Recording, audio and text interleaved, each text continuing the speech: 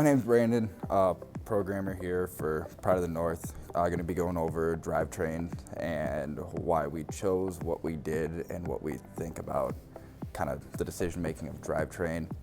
The one that we have is a mix between Mecanum and tank drive. It's 2-speed, 4 feet per second and 14 feet per second.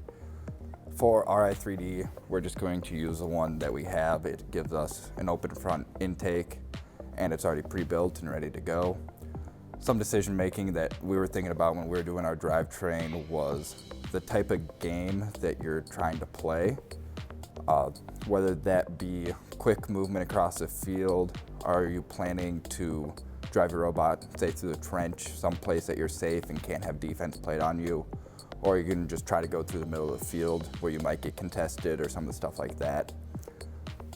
Really, the decision for your drivetrain, we believe it should be based off of that. We do believe that you should have a relatively quicker feet per second drivetrain, as there's going to be a lot of cross-field movement this year from what we suspect and what the game has shown us. One thing that you might want to consider is, well, one, your programmers and your hardware team's capability for what you actually can build. This year, Swerve is definitely, obviously going to be a very high contender, going to work really well, especially the fast Swerve drives for that maneuverability.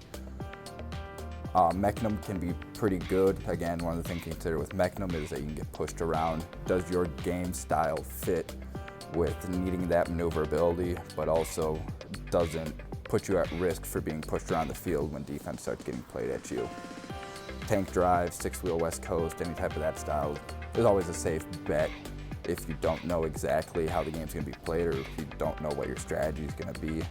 Gives you that pushing resistance, but also can give you that speed. Just different things to consider when you're picking your drivetrain. Us, as a team, we don't want to say don't use Mecanum or don't use tank or don't try to go for Swerve. I think all the different drivetrains definitely have a place that they can fit in this year's game. It's just, does it fit with your team's strategy and your team's capability, hardware and software wise?